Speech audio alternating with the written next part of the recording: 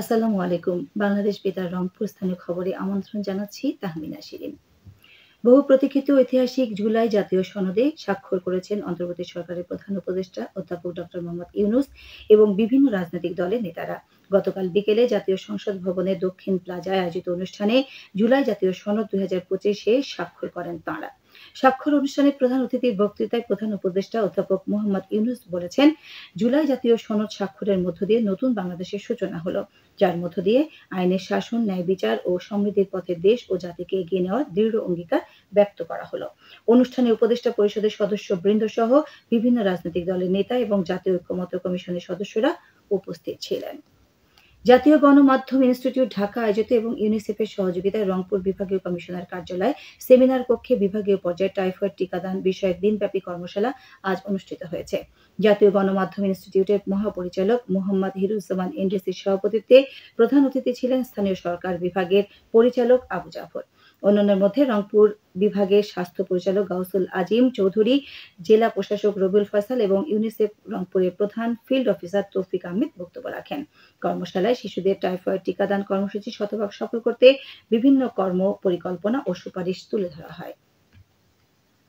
Bangladesh girls guide association Rangpur অঞ্চলের আঞ্চলিক ranger কাউন্সিলের উদ্যোগে ব্রেস্ট ক্যান্সার বিষয়ে কর্মশালা অনুষ্ঠিত হয়েছে। আজ সকালে রংপুর সরকারি বালিকা উচ্চ বিদ্যালয় মিলনায়তনে অনুষ্ঠিত কর্মশালায় ক্যান্সার বিষয়ে আলোচনা করেন সিভিল সার্জন অফিসের medical officer doctor Humaira Khandakar. কর্মশালায় মডারেটরের দায়িত্ব পালন করেন গার্লস গাইড অ্যাসোসিয়েশনের আঞ্চলিক কমিশনার ফরিদা ইয়াসমিন। এ সময় অন্যান্য মধ্যে গার্লস গাইড অ্যাসোসিয়েশনের নেতৃবৃন্দ সহ বিভিন্ন প্রতিষ্ঠানের হলদে পাখি, গাইড, রেঞ্জার, গাইডার সহ ৩ শতাধিক অংশগ্রহণকারী উপস্থিত ছিলেন। পরে বিশ্ব কন্যা শিশু দিবস উপলক্ষে র্যালি বের করা হয়। বিএনপির ভারপ্রাপ্ত চেয়ারম্যান তারেক রহমান ঘোষিত রাষ্ট্র কাঠামো সংস্কারের ৩১ দফা কর্মসূচি বাস্তবায়নের লক্ষ্যে কুড়িগ্রামের রৌমারী উপজেলার দাঁতভাঙ্গা বাজারে আজ গণসংযোগ ও লিফলেট বিতরণ করা হয়েছে। পরে দাঁতভাঙ্গা শালু মোড়ে একটি পথসভা অনুষ্ঠিত হয়। কুড়িগ্রামের জেলা বিএনপি সদস্য আজিজুর রহমান এতে প্রধান অতিথি ছিলেন। জয়পুরহাটে জেলা রোভারের আরএসএল প্রতিনিধি সভা আজ সকালে সদর উপজেলা পরিষদ মিলনায়তনে অনুষ্ঠিত হয়েছে।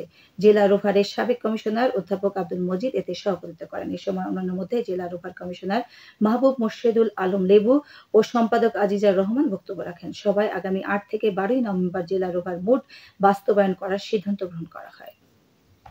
আগামী সোমবার দিবাগত রাতে দেশ জুড়ে পালিত হতে যাচ্ছে হিন্দু ধর্মাবলম্বীদের অন্যতম ধর্মীয় পর্ব কালী পূজা ও দীপাবলি। দীপাবলির প্রধান অর্থ হল আলোর উৎসব।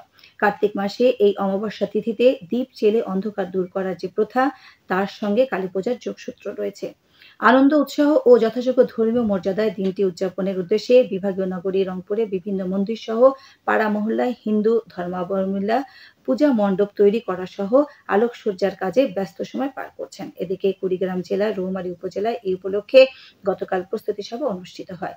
রৌমারী বাজার সর্বজনীন কালী মন্দির অনুষ্ঠিত সভায় উপজেলা পূজা উদযাপন কমিটির সভাপতি প্রদীপ কুমার সাহা সভাপতিত্ব করেন।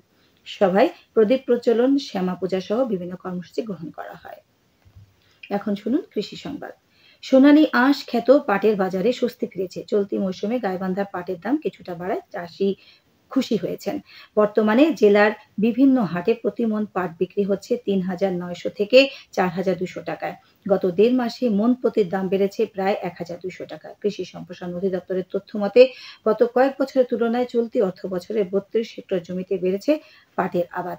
তবে এখনো লক্ষ্যমাত্রা অর্জন হয়নি। গাইবান্ধা কৃষি সম্প্রসারণ অধিদপ্তরের উপপরিচালক আতিকুল ইসলাম বলেন, বর্তমানে পাটের বাজার ভালো।